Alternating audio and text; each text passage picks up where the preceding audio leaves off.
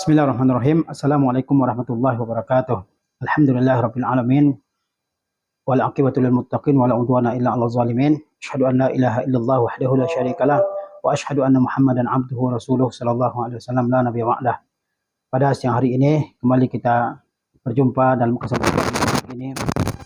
Mudah-mudahan Allah Subhanahu wa taala menjadikan pertemuan kita adalah pertemuan yang dirahmati oleh Allah Subhanahu wa taala, dan mudah-mudahan kita senantiasa termasuk di antara hamba Allah senantiasa mensyukuri setiap nikmat yang Allah berikan kepada kita.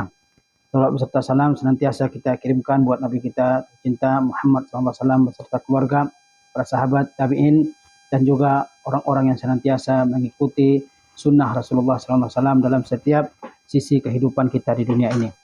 Pada siang hari yang berbahagia ini, saya akan menyampaikan kajian singkat tentang qatlun nafsi, yaitu membunuh. Pada zaman kita sekarang ini, kita sering mendengar berita, melihat tayangan-tayangan di mana terjadi tindak pembunuhan terhadap jiwa seseorang. Ya, di berbagai tempat terjadi kasus-kasus pembunuhan. Ya, ada suami yang membunuh istri, ada seorang teman yang membunuh temannya, ada ya pekerja yang membunuh atasannya, dan sebagainya. Semakin hari makin banyak terjadi kasus-kasus pembunuhan. Di antara sebabnya mungkin adalah karena kurangnya pengetahuan seorang muslim terhadap bahaya membunuh jiwa seseorang. Oleh sebab itu, kita perlu melihat nas-nas Al-Quranul Karim dan hadis-hadis Nabi SAW yang membicarakan tentang dosa besar ini. Membunuh adalah salah satu dosa besar yang disepakati oleh para ulama, merupakan suatu dosa besar yang paling besar setelah menyekutukan Allah Subhanahu wa taala. Dalam Al-Quranul Karim, Allah Subhanahu wa taala menyebutkan banyak ancaman terhadap orang yang sengaja melakukan pembunuhan. Di antaranya adalah qala ta'ala, "Wa may yaqtul mu'minan muta'ammida fajazaohu jahannam." Dan barang siapa yang membunuh seorang mukmin dengan sengaja, maka balasannya adalah neraka jahanam. Barang siapa yang membunuh seorang mukmin, seorang muslim dengan sengaja, fajazaohu jahannam, maka balasannya adalah neraka jahanam. Bagaimana keadaan orang tersebut di dalam neraka jahanam? Pertama kata Allah, khalidan fiha, ia kekal selama-lamanya dalamnya. Wa ghadiballahu alaihi, dan Allah marah kepadanya, Allah murka kepadanya. Wa la'anahu, dan Allah melaknatnya, menjauhkannya dari rahmatnya. Wa a'adda lahu azaban azima, dan Allah sediakan baginya azab yang pedih. Ini ancaman Allah Azza wa Jalla bagi seseorang yang dengan sengaja membunuh seorang mukmin. Kata Allah SWT, balasan bagi orang yang sengaja membunuh seorang mukmin adalah jahanam. Ia akan kekal dalamnya, ya, dalam neraka tersebut, kecuali kalau dia benar-benar bertaubat kepada Allah Azza wa Jalla, melakukan begitu banyak kebaikan, menyesali dosa yang telah dia lakukan tersebut. Kemudian jika dia tidak bertaubat, dia akan masuk dalam neraka jahanam, dia kekal di dalamnya, Allah murka kepadanya, Allah laknat, dan Allah sediakan baginya azab yang pedih. Satu ayat ini saja sudah cukup ya untuk menjadi penahan seorang muslim dari melakukan tindak pembunuhan. Dan bagaimana kalau ayat-ayat yang melarang tindak pembunuhan itu banyak sekali disebutkan oleh Allah SWT dalam Al-Quran. Dalam ayat yang lain Allah SWT berfirman, "Wallazina la yad'una ma'allahi ilahan akhar." Dan orang-orang yang tidak menyeru Tuhan lain selain Allah Subhanahu wa taala. "Wa la yaqtuluna an-nafsa allati harramallahu illa bil haqq." Dan orang-orang yang tidak membunuh jiwa yang Allah haramkan ya kecuali dengan alasan yang dibenarkan. "Wa la yaznun." Dan mereka tidak pula berzina. Wa may yaf'al dzalika yalqa athama. Dan barang siapa yang melakukan semua itu, ya ini barang siapa yang menyeru Tuhan selain Allah Subhanahu wa taala, barang siapa yang membunuh jiwa yang tidak dihalalkan oleh Allah membunuhnya kecuali dengan alasan yang hak, dan tidak melakukan perzinaan, ya, dan siapa yang melakukan semua itu maka kata Allah Azza Jalla, yalqa athama, dia akan menemui ya dosa-dosa pada hari kiamat. Mudha'af lahul azabu yaumal qiyamah, dia akan menerima azab yang berlipat ganda pada hari kiamat. Wa yakhlud fihi muhana, dan dia akan kekal di dalam neraka jahanam dalam keadaan terhina. Ya, illa man taba, kecuali orang yang bertobat, wa amana, dan beriman, wa amila salihah, dan wa amila amalan salihah, dan melakukan amal yang soleh. Jadi kata Allah Azza wa Jalla, orang yang ya tidak membunuh jiwa yang telah diharamkan oleh Allah Azza wa Jalla, orang yang tidak melakukan perzinaan, ya, barang siapa yang melakukan semua itu, dia akan menemui azab yang pedih dari sisi Allah SWT, dan dia akan kekal dalamnya. kecuali kalau dia bertobat, beriman, beramal amalan yang soleh.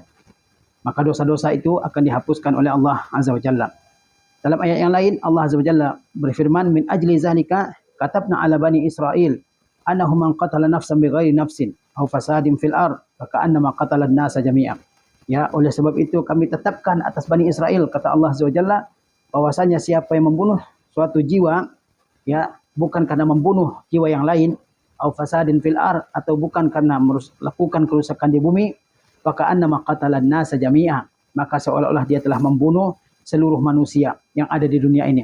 Barang siapa yang membunuh ya satu jiwa manusia di atas dunia ini, ya, dia membunuh bukan karena pembunuh tersebut telah membunuh seseorang, bukan karena melakukan kerusakan di muka bumi, pemberontakan dan sebagainya, maka orang yang membunuh tersebut seolah-olah dia telah membunuh semua manusia. Ya, waman ahyaha faka'annama ahyan nasa jami'a. Dan barang siapa yang membiarkannya hidup, maka seolah-olah dia telah membiarkan semua manusia hidup. Bisa jadi dengan satu kasus pembunuhan terjadi pembunuhan yang berikutnya, terjadi lagi pembunuhan yang berikutnya, ya, pembunuhan yang susul menyusul berantai satu dengan yang lain sehingga bisa memusnahkan sekian banyak jiwa manusia. Tetapi kalau manusia menjaga dirinya, menahan emosinya agar tidak membunuh orang lain, maka dia dan orang lain akan selamat.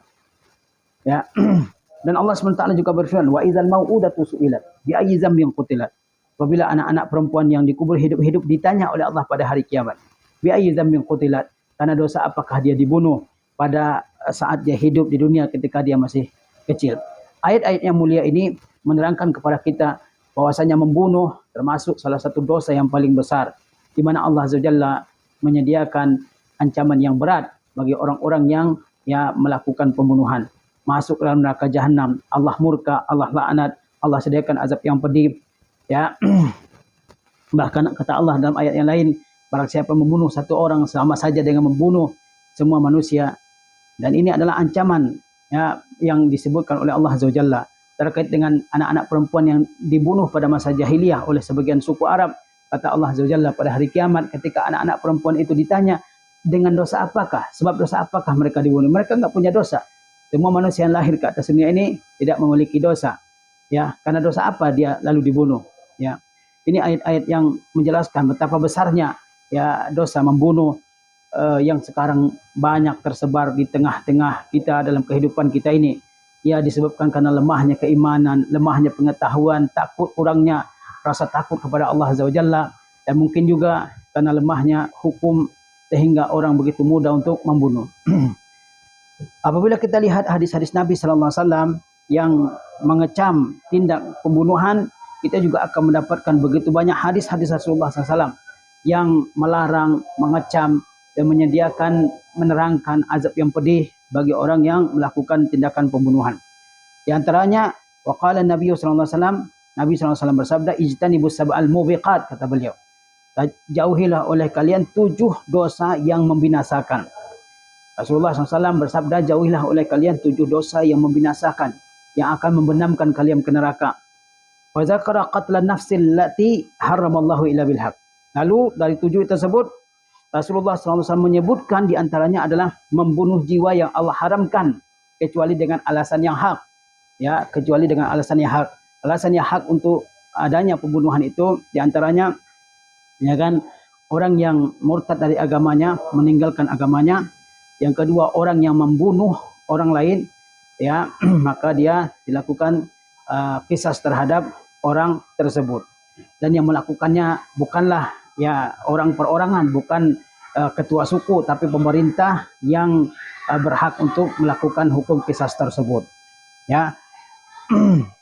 Kemudian kata Rasulullah SAW, ya, jauhilah oleh kalian 7 perkara yang membinasakan. Lalu Rasulullah SAW sebutkan di antara 7 perkara yang membinasakan itu adalah membunuh jiwa yang telah diharamkan oleh Allah Azza wa Jalla kecuali dengan alasan yang hak. Wa qala rajulun lin Nabi sallallahu alaihi wasallam. Kemudian seseorang bertanya kepada Nabi sallallahu alaihi wasallam, ayu dzambi a'zamu indallahi ta'ala? Dosa apakah yang paling besar di sisi Allah Subhanahu wa taala? Para sahabat bertanya kepada Nabi sallallahu alaihi wasallam, dosa apakah wahai Rasulullah yang paling besar di sisi Allah Subhanahu wa taala? Apa jawaban Rasulullah? Antaj'ala lillahi niddan wa huwa khalaqak. Dosa yang paling besar di sisi Allah adalah kamu menjadikan sekutu, tandingan bagi Allah Azza wa Jalla, sedangkan dialah yang telah menciptakan kamu. Ini dosa yang paling besar, dosa syirik yang tidak akan diampuni oleh Allah Azza wa Jalla. Innallaha la yaghfiru ayyushraka bihi wa yaghfiru ma duna dzalika liman yasha. Sesungguhnya Allah tidak akan mengampuni jika ia disekutukan dengan sesuatu, dan Allah mengampuni dosa di bawah syirik ya bagi orang yang dikehendaki oleh Allah Azza wa Jalla. Nah, kata Rasulullah SAW ketika ditanya dosa apa yang paling besar di sisi Allah Azza wa Jalla, kata beliau, kamu menjadikan sekutu, tandingan bagi Allah Azza wa Jalla, sementara dialah yang telah menciptakanmu. Qala summa ayy. Lalu sahabat tersebut bertanya, setelah dosa syirik, dosa apa lagi yang paling besar wahai Rasulullah? Qala, beliau menjawab, antaktula waladaka khasyata an yat'ama ma'aka. Kata beliau, dosa besar ya yang kedua setelah syirik adalah bahwa kamu membunuh anakmu karena kamu takut dia akan makan bersamamu. Ya, kamu membunuh anakmu, di sini disebut membunuh, berarti dia dosa besar yang paling besar setelah syirik. Kamu membunuh anakmu karena takut dia akan memakan rezekimu. Ya, sebagaimana yang kita lihat pada zaman jahiliyah ya. Qala summa ay. Kemudian sahabat tersebut tanya lagi. Kemudian dosa apa wahai Rasulullah? Dosa ketiga yang paling besar setelah syirik, setelah membunuh anak karena takut ikut memakan rezeki kita. Apa dosa ketiga yang paling besar? Kata Rasulullah, antuzaniya halilata jarika, bahwa kamu berzina dengan istri tetanggamu. Ya, ini 3 dosa yang paling besar berdasarkan kepada jawaban Rasulullah SAW ketika ditanya oleh sahabat tentang dosa besar yang paling besar. Menyekutukan Allah, membunuh anak kita sendiri karena khawatir dia memakan rezeki kita, kemudian berzina dengan istri tetangga seseorang. Fa anzalallahu ta'ala tasdiqaha. Lalu apa yang terjadi? Ya, kemudian Allah menurunkan pembenaran terhadap jawaban Rasulullah tersebut. Apa ayat yang Allah turunkan untuk membenarkan jawaban Rasulullah tersebut? Yaitu firman Allah, wallazina la yad'una ma'allahi ilahan akhar. Dan orang-orang yang tidak menyeru Tuhan lain bersamaan dengan doa mereka kepada Allah Azza wa Jalla, wala yaqtuluna an-nafsa allati harramallahu illa bil haq, dan mereka tidak membunuh jiwa yang Allah haramkan kecuali dengan alasan yang hak, wala yaznun, dan mereka juga tidak berzina. Jadi Allah Azza wa Jalla ya menurunkan wahyunya kepada Rasulullah SAW untuk mendukung jawaban Rasulullah SAW ketika ditanya tentang 3 dosa besar yang paling besar di sisi Allah Azza wa Jalla. Wa qala sallallahu alaihi wasallam, dalam hadis yang lain Rasulullah SAW bersabda menjelaskan tentang betapa besar dosa melakukan pembunuhan. Kata beliau, izal taqal muslimani fi sayfayhima fal qatil wal maqtul finnar. Apabila 2 orang muslim sudah berhadap-hadapan ya masing-masing dengan pedang-pedangnya yang telah terhunus untuk membunuh lawannya sesama muslim, ya berhadap-hadapan, bentrok dengan satu dengan yang lain, ya bertengkar habis-habisan, dan masing-masing sudah menghunus pedangnya untuk membunuh yang lain. Apa akibatnya? Kata Rasulullah, fal qatil wal maqtul finnar. Maka yang membunuh dan yang dibunuh kedua-duanya masuk neraka. Fal qatil wal maqtul finnar. Maka yang membunuh, fal qatil yang membunuh, wal maqtul dan yang dibunuh finnari, kedua-duanya masuk neraka. Ya, oleh sebab itu seseorang harus bisa mengendalikan dirinya.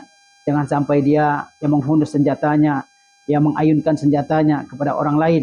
Ya, kalau sampai dia benar-benar berniat untuk membunuh lawannya yang juga merupakan seorang muslim, maka kata Rasulullah, pembunuh dan yang dibunuh kedua-duanya masuk neraka. Qila ya Rasulullah. Lalu sahabat bertanya, wahai Rasulullah, hazal qatil, ya ini pembunuh, jelas dia masuk neraka karena dia membunuh. Fama balul maqtul, lalu apa gerangan orang yang dibunuh? Ya, apa jawaban Rasulullah SAW? Li'annahu kana harisan ala qatli sahibihi. Karena kata Rasulullah, dia benar-benar sudah ingin membunuh lawannya. Dia juga sudah sangat ingin membunuh lawannya. Jadi pembunuh dan yang dibunuh kalau sudah saling mengacungkan pedang, saling mengayunkan senjatanya, cuma ada satu yang terbunuh lebih dahulu, maka baik pembunuhnya maupun yang dibunuh sama-sama masuk neraka. Lalu sahabat bertanya, kalau pembunuh hai Rasulullah, ya pantas dia masuk neraka, dia melakukan kejahatan besar, membunuh. Lalu orang dibunuh, bagaimana? Bukankah dia jadi korban? Ya, kata Rasulullah SAW, baik pembunuh maupun yang dibunuh kedua-duanya masuk neraka. Adapun yang dibunuh, kenapa dia masuk neraka? Karena dia juga sangat ingin untuk membunuh lawannya tersebut. Ini ancaman yang luar biasa. Ancamannya adalah neraka bagi orang yang membunuh seorang muslim yang lain.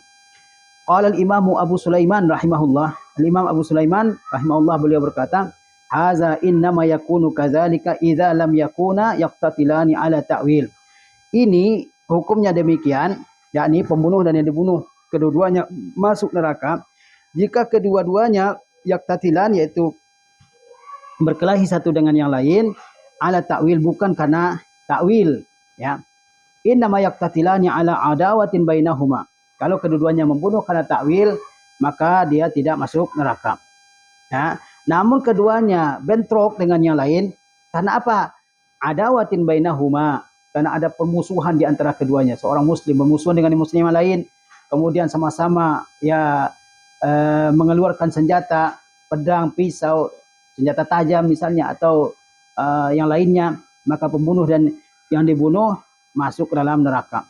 Kenapa? Ala adawatin bainahuma, ada permusuhan di antara keduanya. Wa asabiyatin, atau fanatik kesukuan, fanatik golongan dan seterusnya. Au talabi dunia, atau karena ingin dunia, karena uang, karena bisnis, karena tanah dan seterusnya. Au riasatin, atau karena jabatan, karena pangkat. Au uluwin, atau karena kedudukan. Jadi kalau dia membunuh seorang muslim karena ada takwilnya yang menurut dia seorang muslim kalau melakukan suatu perbuatan halal darahnya misalnya, maka yang membunuh dan yang dibunuh tidak diancam dengan neraka. Tapi kalau dua orang muslim saling bentrok, saling berkelahi satu dengan yang lain, ya dasarnya adalah permusuhan, fanatik di antara keduanya terhadap sesuatu, atau karena menginginkan kekayaan dunia, atau karena inginkan kedudukan, menginginkan pangkat yang tinggi, lalu terjadi pembunuhan, maka yang membunuh dan dibunuh sama-sama masuk neraka. Fa amma man qatala ahlal baghi ala sifatil ladzi yajibu qitaluhum biha. Adapun orang yang memerangi para pemberontak, ya, sesuai dengan ketentuan yang harus diperhatikan dalam memerangi mereka, au dafa'a an nafsihi, atau orang yang membela diri, au harimihi, atau membela keluarganya, fa innahu la yadkhulu fi hazihi, maka dia tidak termasuk dalam cakupan hadis ini, ya.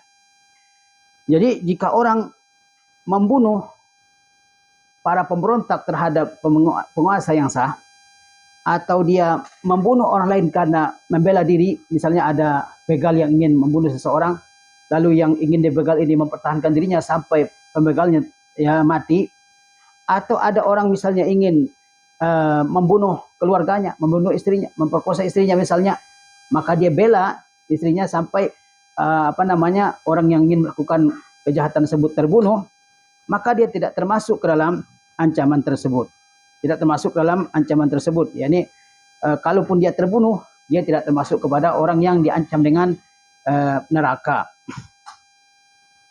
Li'annahu ma'murun bil qitali. Karena dia diperintahkan untuk berperang, memerangi. Lizabbi an nafsihi. Ya, untuk membela dirinya. Ghaira qasidin bihi qatla sahibihi, yang sebenarnya dia tidak bermaksud untuk memerangi pelaku kejahatan tersebut, ya. Ya, kalau orang misalnya menumpas pemberontak, atau kita membela diri kita, ya, terhadap seseorang yang menyerang kita, lalu kita membunuh dan kita terbunuh, maka kita tidak termasuk dalam cakupan hadis Rasulullah SAW yang mengatakan orang yang membunuh dan terbunuh masuk neraka. Kita tidak masuk di situ. Ya, malahan dalam hadis yang lain, orang yang mati karena membela dirinya, membela hartanya, dia adalah orang yang syahid. Ya. Illa in kana harisan ala qatli sahibihi. Ya. Kemudian wa man qatala baghiyan, barang siapa yang membunuh pemberontak, au qati'a tariqin minal muslimin, ya, fa innahu la yahrisu ala qatlihi. Barang siapa yang memerangi pemberontak, membunuh pemberontak, atau membunuh seorang qati'ut tariq, membunuh seorang begal, ya, dari kalangan kaum muslimin, dia orang muslim, pemberontak tersebut orang muslim, begal tersebut orang muslim juga, fa innahu la yahrisu ala qatli sahibihi. Sesungguhnya dia tidak ada niat untuk membunuh membunuh pelaku pemberontakan atau pelaku begal tersebut kalau dia tidak diganggu. Innama yadfa'uhu an nafsi, dia hanya ingin menghindarkan dirinya dari bahaya. Fa in intaha sahibuhu kaffa anhu wa lam yattabi'hu. Jika pelaku pemberontakan atau pelaku begal tersebut berhenti, maka yang jadi korban atau calon korban dia tidak akan mengejarnya.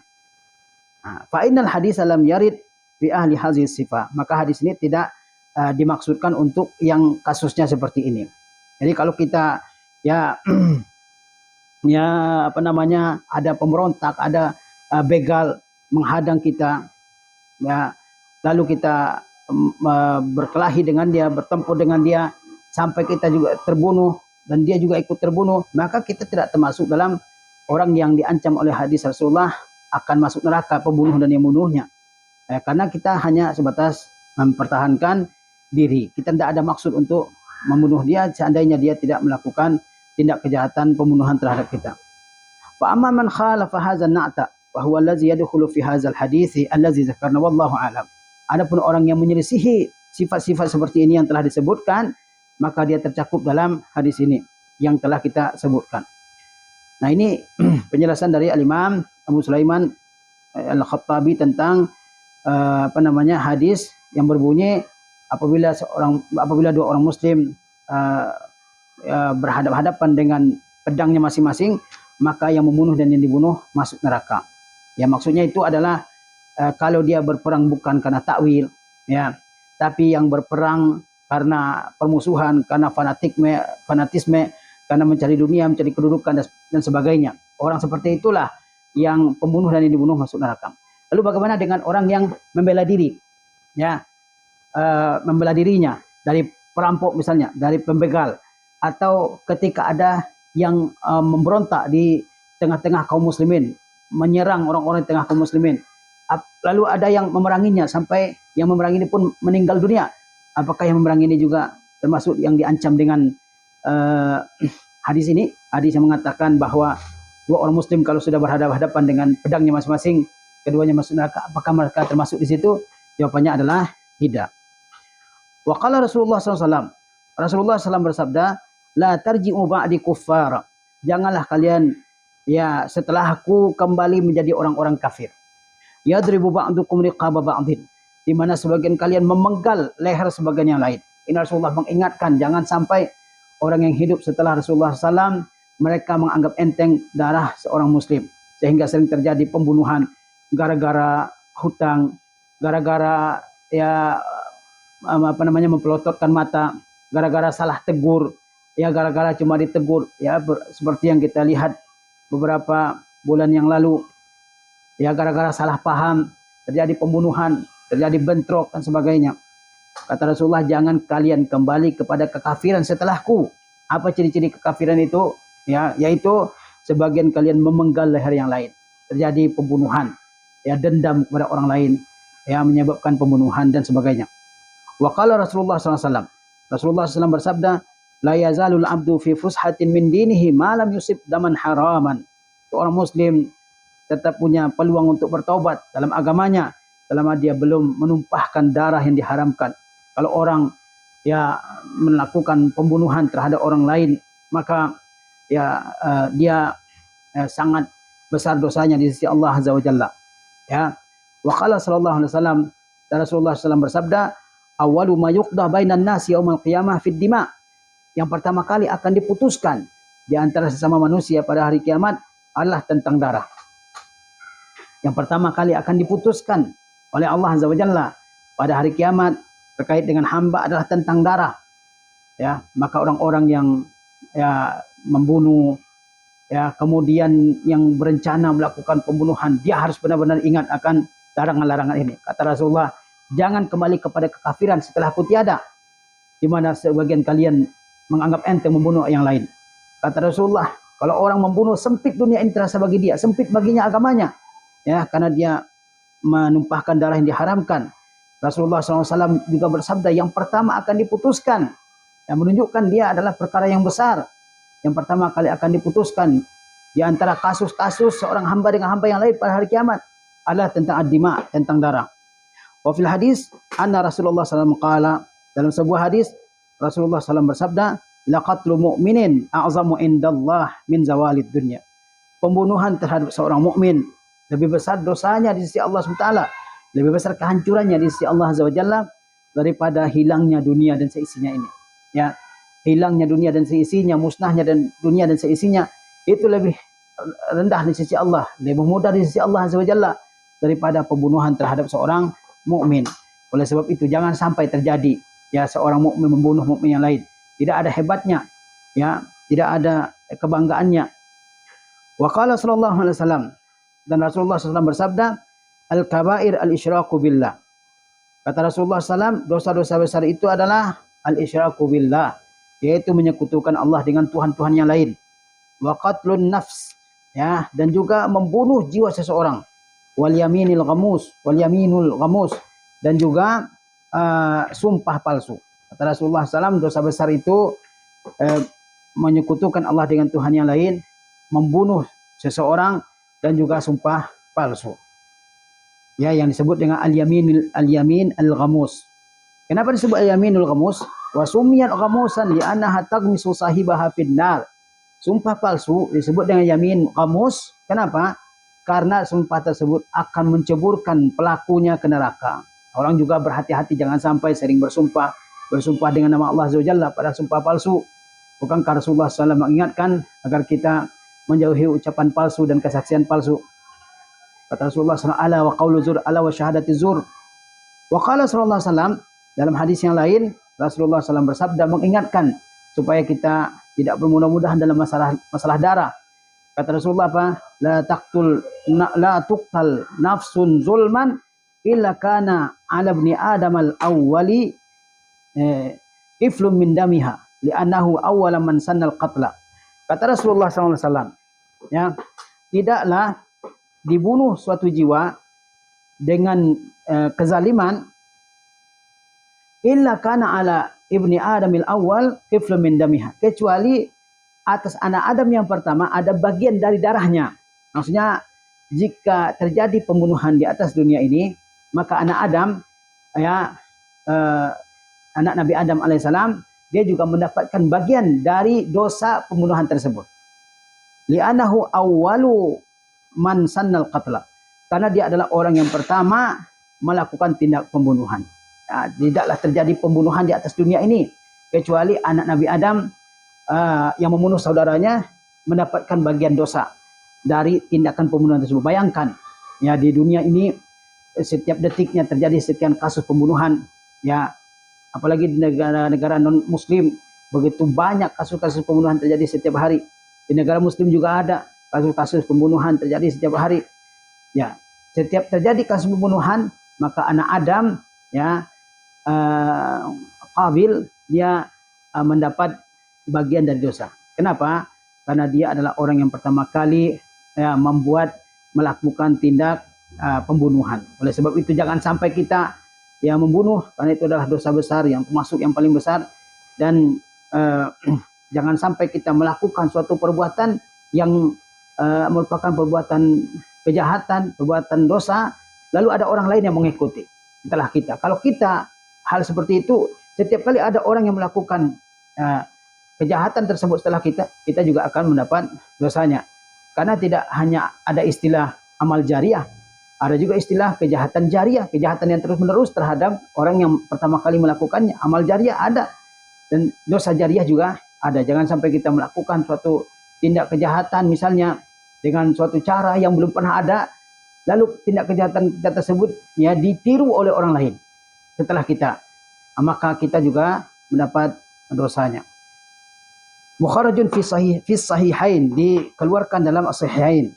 Wa qala sallallahu alaihi wasallam, wa man qatala mu'ahadan lam yarih raihatal jannah. Barang siapa membunuh seorang mu'ahad, kafir mu'ahad, yaitu kafir yang ada perjanjian dia dengan kaum muslimin, dengan pemerintah untuk diberikan keamanan ketika dia masuk ke negeri kita. Lalu kalau ada yang membunuh orang mu'ahad tersebut, kafir mu'ahad tersebut, apa hukumannya? Dia tidak akan mencium bau surga. Lam yarih raihatal jannah. Jika orang non-Islam saja yang ada perjanjian dengan pemerintah tidak boleh dibunuh, dan kalau dibunuh yang membunuhnya tidak akan mencium surga, bau surga. Bagaimana dengan membunuh seorang muslim? Ya, seperti yang terjadi di berbagai tempat pada zaman sekarang ini.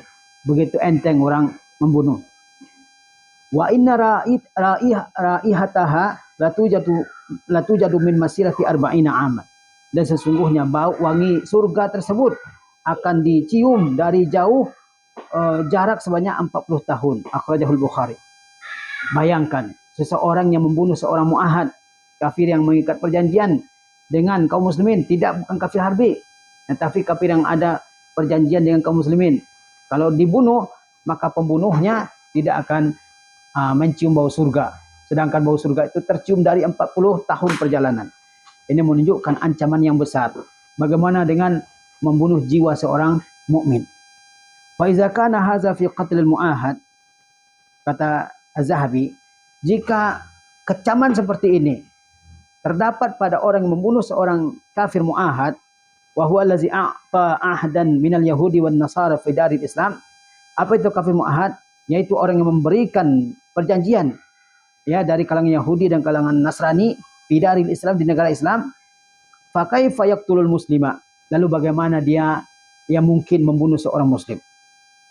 Wa qala sallallahu alaihi wasallam, dalam hadis yang lain Rasulullah SAW bersabda, ala wa man qatala nafsan mu'ahadatan laha zimmatullah wa zimmatu rasulih faqad akhfara zimmatallahi wa la yarih raihatal jannah. Ketahuilah, kata beliau, barang siapa yang membunuh seorang jiwa yang mu'ahad, seorang kafir yang mu'ahad, yang dia dapatkan perlindungan dari Allah dan perlindungan dari Rasulullah, maka sesungguhnya dia telah merusak perlindungan Allah terhadap dirinya dan dia tidak akan mencium bau surga. Nah, ini barang siapa yang membunuh seorang kafir mu'ahad yang mendapat jaminan dari Allah, dari Rasulullah SAW, maka sejatinya dia telah merusak ya penjagaan Allah terhadap dirinya dan juga penjagaan Rasulullah SAW, dan dia tidak akan mencium bau surga. Wa inna rihaha la yujadu min masirati 50 kharifan. Sedangkan bau surga tercium dari jauh jarak selama 50 tahun. Baunya sangat jauh tercium. Perjalanan 50 tahun. Tapi orang yang membunuh kafir mu'ahad tidak akan mencium. Ya, walaupun bau wanginya sudah tercium dari jarak yang sangat jauh. Ini menunjukkan dosa yang besar yang dia lakukan. Sahihut At-Tirmizi, disahihkan oleh At-Tirmizi. Wa qala sallallahu alaihi wasallam, dan Nabi sallallahu alaihi wasallam juga bersabda, man a'ana ala qatli muslimin bi syatri kalimatin laqiyallaha maktubun baina ainaihi ayisun min rahmatillahi ta'ala. Rawahul Imam Ahmad. Sebagaimana kita dilarang membunuh oleh Allah Azza wa Jalla, membunuh orang muslim, membunuh orang mu'ahad, membunuh zimmi, ya, dan sebagainya. Begitu juga Allah Azza wa Jalla melarang tolong menolong dalam pembunuhan. Jika ada seseorang yang ingin berencana, punya niat untuk membunuh orang lain, maka yang lain tidak boleh membantu, menolong. Karena dia kalau menolong itu berarti ta'awun 'alal ismi wal udwan. Tolong menolong dalam dosa dan permusuhan. Bagaimana hukumnya? Kalau ada seseorang ingin membunuh orang lain lalu ditolong oleh orang lain, maka yang menolongnya juga dapat dosa. Kata Rasulullah, man a'ana ala qatli muslimin. Barang siapa yang membantu pembunuh untuk membunuh seorang muslim bi syatri kalimatin, dengan setengah kata.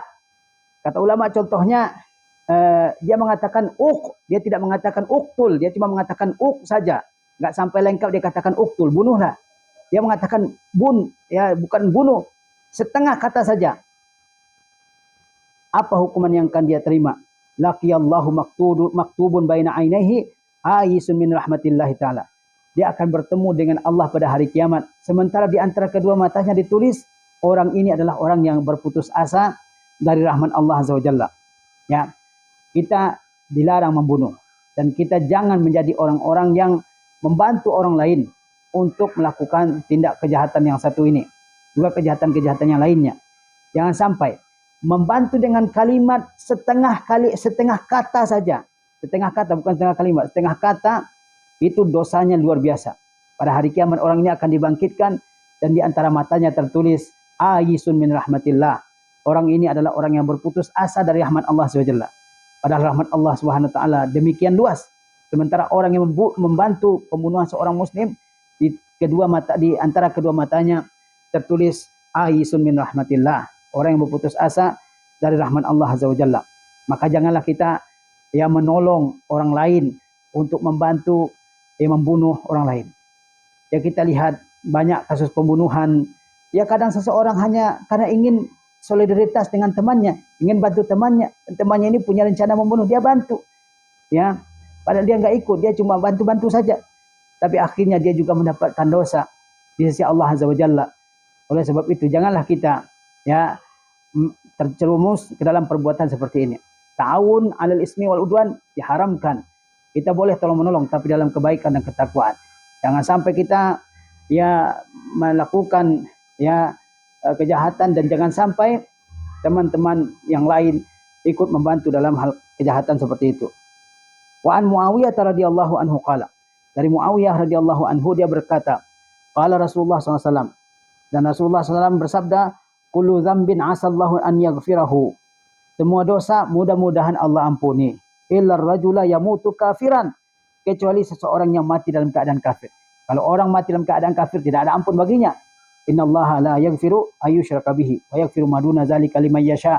Sungguhnya Allah tidak mengampuni jika ia disekutukan dengan sesuatu, dan Allah ampuni bagi dosa di bawah kesyirikan bagi yang dikehendakinya. Ya, kata Rasulullah, semua dosa mudah-mudahan Allah ampuni, kecuali seseorang yang mati dalam keadaan kafir. Ya, awir rajulu yaqtulu mu'minan muta'ammidan, atau seorang yang membunuh seorang mukmin dengan sengaja. Ya, atau seseorang yang membunuh seorang mukmin dengan sengaja.